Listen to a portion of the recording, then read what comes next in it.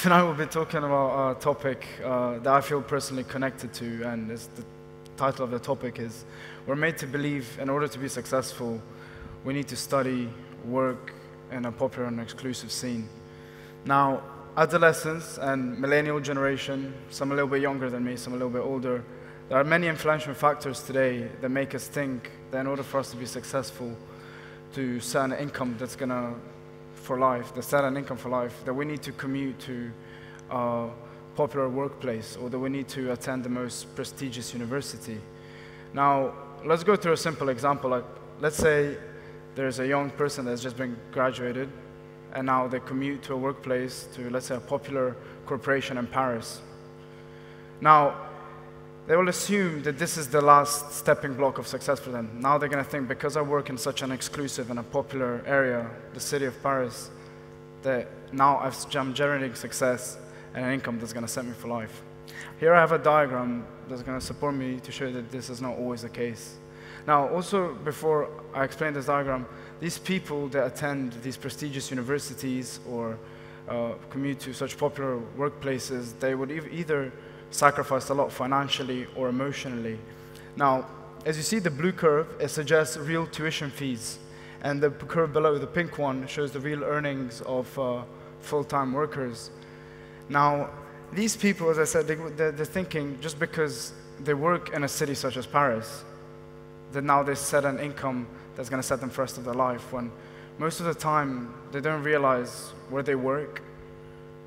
The income will probably only adjust to the general market price level of the region they live in. Now, and also this diagram shows that a lot of the people come out of their university, or after they finish working for a while, they see that the income that they were the success they were anticipating isn't as high as they thought. Now, commercial idea.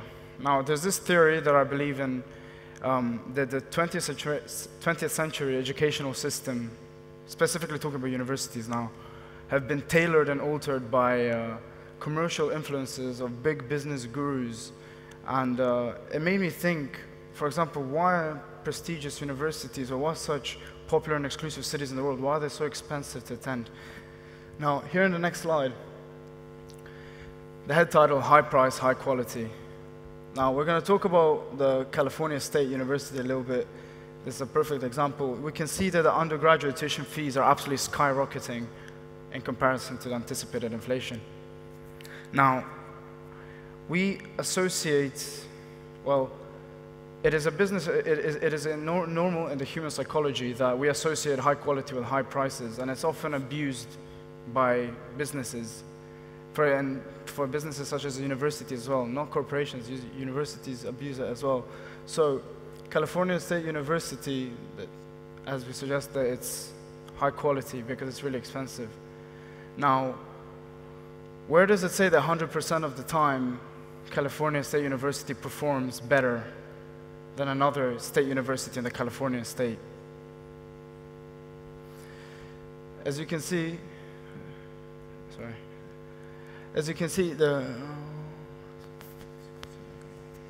moving on actually. This slide links to the previous slide. I was trying to explain high quality, high price, high quality. Bound rationality, the herd behavior of the young society today, such as my generation, the adolescents. The herd behavior where we think that high quality, the high price equals high quality, such as California State University. We're actually, when we're surrounded by such an environment and our friends think the same way of high quality, high price, we're going to be driven to pick these options subconsciously. When we see that these universities are expensive, we're going to think that this is the right choice for us just because everyone else is going for it. Now, a more clearer example than the previous one, Ryerson University versus University of Toronto. These two universities are neighboring universities, they're rival universities, which are actually 20 minutes apart from each other. One's drastically cheaper, Ryerson University, and University of Toronto is obviously the more expensive one. Now, University of Toronto is obviously more popular than Ryerson University. Now, as I mentioned earlier, people would have sacrificed a lot financially or emotionally to attend, for example, University of Toronto rather than Ryerson University. Now, what people don't realize is that Ryerson University, in comparison to University of Toronto, will both allow you to generate the same amount of success, if not exact same level of degree, yet people still pick University of Toronto. Now, there's one issue around the globe that every economy suffers from, and that's housing crisis, especially housing crisis in exclusive areas. Now, in Toronto, the ratio of student to non-student is 6:4. And the second subheading, worldwide marketing, is actually going to help me elaborate on my point. Is this time of the year when my friends and I were looking into universities that we're going to apply to next year. And I'm telling you now that my social media has absolutely been bombarded with university advertisements. Every single one of them was the same as the one before, and so on. And every single one of them had one thing in common.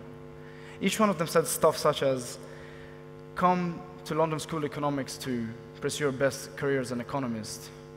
To obtain the highest degree of medicine, come to University of Prague. World's biggest entrepreneurs and businessmen have attended this business college, come to Paris. Now, I've realized that all of this marketing drives all these, this social awareness to come to these popular and exclusive cities around the world. Now, for young people such as myself, this subconsciously draws out the options for us, as I mentioned earlier. It makes you forget to even have a second look, or reassess where you're going to go. And this doesn't only go for universities, even workplaces. Now, when we have such heavy marketing on these places, we're going to completely forget to look at the alternative options that could potentially give us the same level of success, and we can sacrifice less. Now, before I move on, University of Oxford, one of the world's most prestigious universities. Now, for the people they accepted into Oxford, for them it's a life achievement. For them, they think, okay, that's it. I've succeeded. This is my last stepping block. Now, that's where it bothered me. That's why I took the breaks, and I wanted to find out why and what is it that makes such universities as Stanford University, University of Oxford itself, what makes them appeal so much to young students such as myself. Now, on their website, there's stuff such as this statistical information. 40% of their total overall student body, which accounts for 9,300 students, are from different countries, foreign citizens. Students coming to Oxford come from over 140 different countries. So when they provide such information, and even if this wasn't a university, if it was a workplace, not only does it provide a sense of achievement of you being in Oxford, it provides that sense of belonging because there are people that are in the same situation as you. Now, also I found this Oxford University Press and the surrounding colleges support more than 17,000 jobs, and also they inject more than £750 million annually into the regional economy. Now, for the students and the teachers and the audience that actually understand something about economics, £750 million a year into a regional economy isn't so good. And it's not even into the overall economy. Now, if you think about it, £750 million by one educational institution, that will cause regional inflation. And now this brings me back to my old point. People sacrifice a lot, financially and emotionally, to attend such exclusive and popular areas, for example, as Oxford.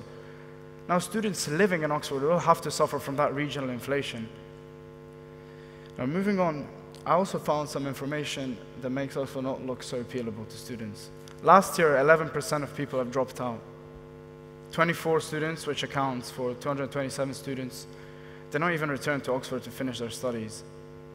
This shows that there's potentially an eye-opener to these people, that there's an alternative option, an alternative university that can provide them with the same level of success as the University of Oxford, but it's not exclusive or popular.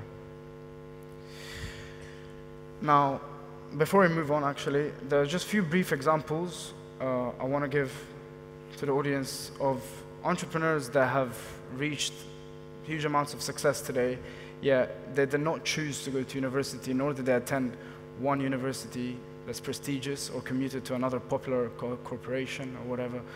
For example, the founder of Zara, the clothing retailer, actually was a couple two of them worked in a small local clothing shop in a village in Spain, where they decided that just one day they just want to grow bigger and bigger, but they have never attended a university, let alone a popular and exclusive university.